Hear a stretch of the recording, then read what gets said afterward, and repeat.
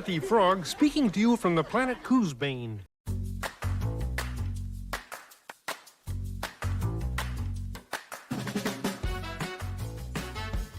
Hello, welcome to 70 Years, 70 Muppets, a Muppet fan podcast presented by ToughPigs.com.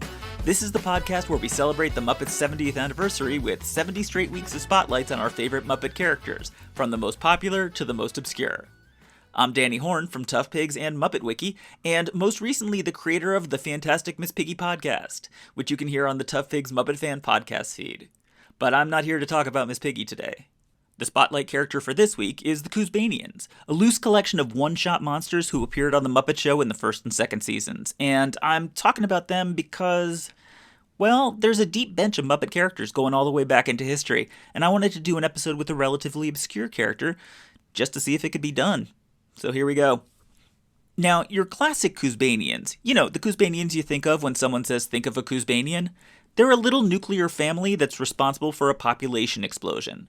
These characters don't really have names, they're just known as the male Koozebanian creature, a blobby orange guy with a big round mouth and rubbery scales, played by Frank Oz, and the female Koozebanian creature, who's a smirking pink scaly thing with a long nose, played by Jerry Nelson. There's a hush in the air. This is the traditional time of courtship of the Koozebanian creatures. The sketch was created for The Muppets Valentine Show, the first pilot for The Muppet Show, which aired on ABC in 1974. That's why it's about love and reproduction, because it's the Valentine Show. The Koozebane sketch was the most funny, some might say the only funny sketch in The Muppets Valentine Show, depending on how high your standards are, so they repurposed it a couple years later on The Muppet Show, in episode 107, the Florence Henderson episode. We're waiting now for the male Koozebanian creature to make the first move.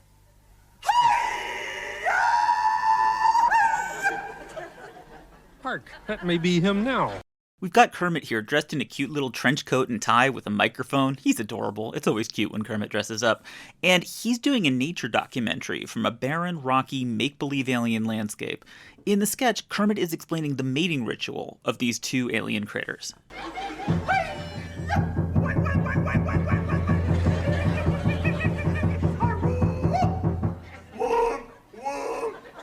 Now that is the wonk-wonk signal to the female creature. Let's see if she makes the traditional response.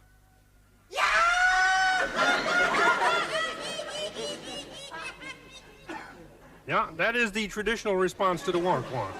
So then we get to see these two aliens making signals at each other. I believe she likes him.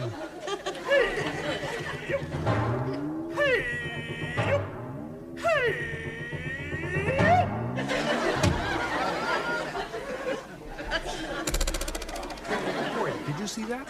That was the signal. They're going to do the Galileo hoop hoop. Now the interesting thing is, this is not a typical sketch structure for the Muppets. On The Muppet Show, they do 3 of these reports from Koozebane, but besides that, we don't see Kermit doing live reports from places. Kermit being a reporter like this, that's a Sesame Street thing. It's not a Muppet Show thing. But because they're doing this as a nature documentary, this is the one time on The Muppet Show where they graphically depict 2 Muppets having sex. This should be very exciting. It's a television first, ladies and gentlemen, the Koozebanian Galileo hoop hoop. Watch closely now. They're going far away. He's just about to make his turn now. So they walk far away from each other, and when they turn around, they rush towards each other as fast as they can. This is it, ladies and gentlemen, the Galileo hoop hoop. Galileo!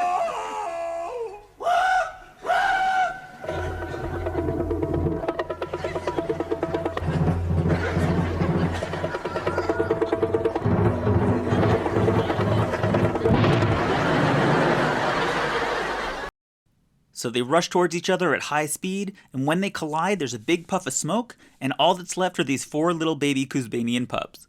Well, there you have it, friends. Once again, love comes to Koozebane. Now, that is the entirety of the notable appearances of the male and female Koozebanians, so technically this podcast episode is over. But as long as we're here, let's talk about the other Koozebanian sketches too, because they also get super biological in a really interesting way. The ones I want to talk about happened in the second season of The Muppet Show. Koozebane came up a couple of times in later seasons, but the second season was really the golden age of Koozebane. In Season 2, there are 3 sketches that take place on Koozebane, 2 with Kermit and 1 with a guest star, starting with the Koozebanian Foob in episode 205, the Judy Collins episode. This is another sketch with Kermit in his reporter getup, and now he's doing interviews with Koozebanian wildlife. This is Kermit the Frog speaking to you from the planet Koozebane, and today I'm interviewing a most unfortunate creature, the Koozebanian Foob. Thank you. I'm pleased to be here. As a matter of fact, I'm pleased to be anywhere. I can believe that, because you see, folks, the Foob is known as the most delicious creature on Koozebane. That's true. We have a saying on this world. I never met a foob I didn't like, especially with mushroom gravy. So he's great. The Koozebanian Foob is just great. This is Jerry Nelson again, doing a funny deadpan. I suppose this tends to hold down the Foob population pretty effectively? Not really. Actually, my species is flourishing. Really? Well, how do you manage that? Evolution. I don't think I understand. We foobs tend to evolve rather faster than most creatures. So here we are once again with a Koozebanian biology lesson. What ensues is that the Foob puppet changes several times over the next minute, turning green and then gradually looking more and more like Kermit. Good grief! Even your clothes are the same. It's called the survival of the trench-coated. But you can't do this. This is Kermit the Frog returning you to... I'm Kermit the Frog! I am!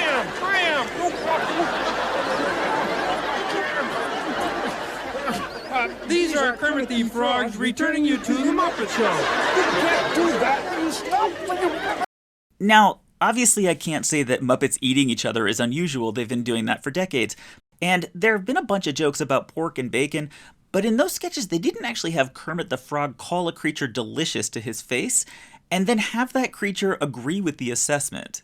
It feels like going into outer space gave the Muppets the opportunity to go even further with their grotesque monsters. Okay, the next weird Koozebane sketch is the Myrtledops in episode 211, which is to some degree inexplicable. Myrtledop. Myrtledop. Myrtledop. This sketch has guest star Dom DeLuise as an astronaut exploring Koozebane. 539-77221. To the mothership, it's me. Can you see me? Here I am. Yes, the one that's waving. You got it. That's nice, yes. It is so gorgeous up here, I can't tell you. And he runs across these furry pink cone heads who pop out of little craters in the ground. Holy Toledo! Something's afoot! Ooh! Holy wait a minute! Hey! That's my hammer! So he ends up kind of in a fight with these little Myrtledop guys, which ends with him falling into a crater, and then at the end of the sketch we see him pop up again with a furry pink cone on his head, and he's saying, Myrtledop!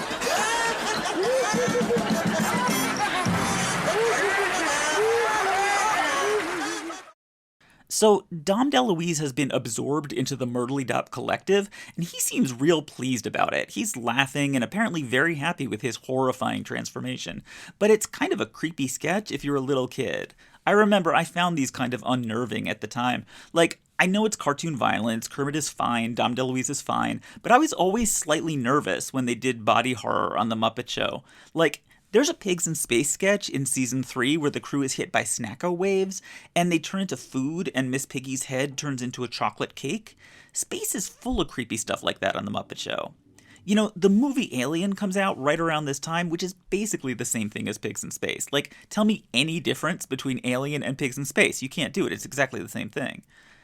But back to Koozebane for one last Kermit news report. This one's about the Spooble, played by Dave Goelz, which we see in episode 223, the John Cleese episode. Hi all, this is Kermit the Frog talking to you from the planet Koozebane, where I'm about to interview one of the most unusual of the Koozebanians. I refer to the Koozebanian Spooble. Hi there, Kermit. Pleasure to be here. You will note that the Spooble is composed almost entirely of liquid. You betcha. Or as they say on Koozebane, we spoobles are all wet. Ho ho. That's a big joke with us spoobles. Jack. It's a really cute sketch, although the thing for me is I think it might actually be real. Cause the spooble is just eyes and a mouth suspended in this red lava lamp looking liquid glooping around inside a mason jar. They do some cute jokes about the jar, and Kermit walks behind it at one point, kind of making the point that, like, yes, the jar is really here, it's not green screen. And then at the end of the sketch, a pink creature with a long straw as a beak just sticks its nose into the jar and drinks up all the liquid. Right. Okay, well, there you have it, folks. Once again, it's been an unusual and informative visit with another creature from another planet. And so, Mr.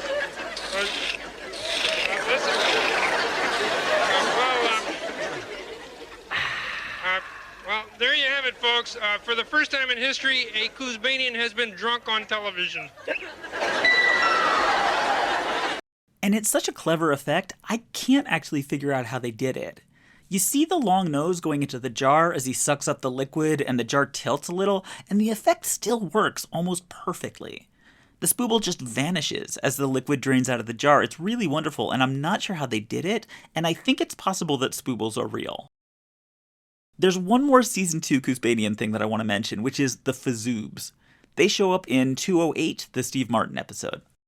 Anyway, it's a weird little act direct from the planet Koozebane. Here they are, the 4 Fazoobs.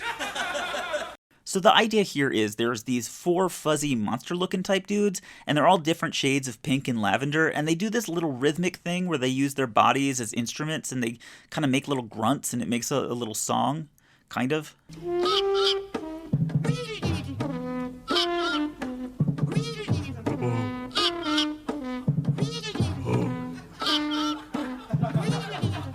It doesn't work. This does not make much of a song. Personally, I do not find the Fazoobs compelling in any particular way. But the interesting thing, according to a very selective definition of the word interesting, is that the hot pink Fazoob with a trumpet on his nose is the same guy who drank the spooble, just with a different nose attachment. In fact, we've already seen most of these guys in Season 1 in non-Koozebanian roles. Back in episode 116 with Avery Schreiber, we see 2 of the Fazoobs, the drum one and the fish-looking one, when Avery's playing a nonsense song with a bunch of weird characters. And then in episode 117, when Ben Vereen sings Pure Imagination, there's the fish one again and the trumpet one. And this is before these characters are introduced as being from Koozebane, so this is a bunch of used Fazoobs, is what we have here. It's almost like the Muppets have a hard time figuring out who's an alien and who isn't an alien, but obviously that won't ever turn into a huge disadvantage. But most of these guys pop up again throughout the show as weird background critters. The spooble's a one-time thing, because the spooble is real and he's dead now, but the rest of them get used in the background a bunch of times. For example, the classic Koozebanians, the Galileo Hoop Hoop ones, they pop up in a bunch of places. The male Koozebanian shows up in that Avery Schreiber song, and the pups are there too, plus there's one of the pups in Pure Imagination. Both the male and the female creatures appear in episode 315 with Leslie Ann Warren in the Last Dance number, and they're also both in 317 with Spike Milligan in the Intergalactic Brotherhood sketch, along with several Fazoobs.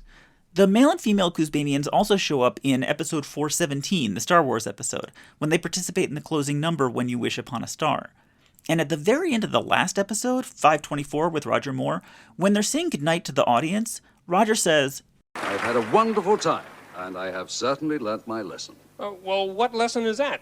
Well, from now on, I am through with cute, cuddly little animals. No, thanks to this show, I shall stick to the sick, weird, disgusting animals that I trust. Roger's surrounded by a group of weird monster characters, and that crowd of creatures, in what's basically the last shot of the entire series, there's the male Koozebanian, and also the Foob, representing for Koozebane all the way to the last scene. There's another odd appearance for the male Koozebanian. He actually shows up in the opening theme in episode 308 with Loretta Lynn. That's when they're doing the show from a train station, so they don't have the stage for the regular theme. Instead, they have these kick lines with male characters and female characters singing the theme, and they've got the male Koozebanian in the female kick line, right between Miss Piggy and Annie Sue, because I guess they don't have 12 female characters, so they have to throw the male Koozebanian in there. Or possibly there's something about Koozebanian gender assignment that we didn't hear about before. Who knows? Now, technically, these are not interesting facts. Hearing these little facts is not going to change the course of anybody's day. I'm going into this because this is something that Muppet fans enjoy and get obsessed over, wanting to identify each puppet and then track exactly where they come from and where they show up next. That's the drive that led us to create Muppet Wiki. Just looking at a crowd scene and saying, where have everybody seen that character before, so that's basically what Muppet Wiki is for, is to track first and last appearances. For example, speaking of last appearances, the male and female Koozebanians are last seen at the wedding in The Muppets Take Manhattan. The blue and green Foobs survive all the way until Muppet Treasure Island in 1996, where you can see them hanging out of windows. But the Fazoobs are the real survivors. They appear several times in 1999 in the UK show Moppetop's Shop, where they get cute British accents. Here comes a customer. Is this Moppetop's Shop? It certainly is. And is this where you can get anything you can think or dream of? Mm-hmm. Anything and everything. Even teeth? Oh, especially teeth. That's what everybody sounds like on Moppetop's Shop. So that guy who wants teeth is the fish-looking guy from the Fazoobs, and he is raggedy looking. That puppet is more than 20 years old at this point, and he looks it. It's an episode called Teething Trouble if you want to look it up on YouTube. Okay, I know, nobody cares. But that's the kind of thing that people look up on Muppet Wiki. And we know that the information on Muppet Wiki is always correct, because surely if somebody had a podcast where they regularly say, oh, Muppet Wiki has this wrong, they would actually fix it or tell somebody about it rather than just announce, yeah, Muppet Wiki is wrong on their podcast. Like, that's not an annoying thing that people do on podcasts all of the time. But that obsession, the desire to track these puppets across time and space, that's one of the things that we're celebrating in this 70 Years, 70 Muppets series. There are big, important characters who've done a lot, as you'll hear, and then there are these weird utility players that people just enjoy recognizing whenever they pop up. And that's why I wanted to do this Koozebanians episode, just to salute the craziness of Muppet fans enjoying one specific sketch from 1974 and loving it enough to pay attention to wherever the characters show up next. Everybody likes Kermit and Fozzie and the Swedish Chef, but if you're a real Muppet fan, you get attached to the Fazoobs. So that's where we are in our relationship with the Muppets. We hear the sound of the wonk wonk, and our response is to laugh our heads off, and then we run right towards it.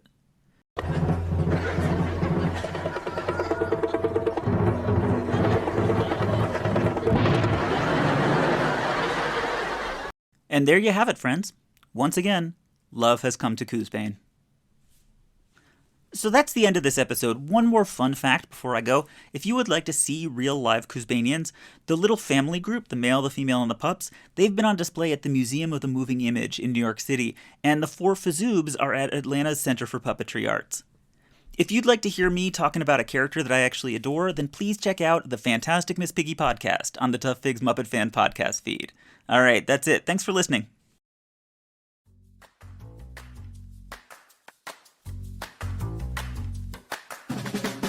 "70 Years, 70 Muppets" is a Muppet Fan podcast presented by ToughFigs.com, hosted by a whole myriad of people and edited by them as well. Produced by Jared Fairclough. The Muppets 70 logo used with permission by the Muppet Studio with thanks to Danny Iglesias, Frank Reif-Snyder and Lee Slaughter. Don't forget to follow ToughFigs.com on all social media platforms. You can support us by heading to patreon.com/toughfigs or buying a t-shirt at tpublic.com/toughfigs.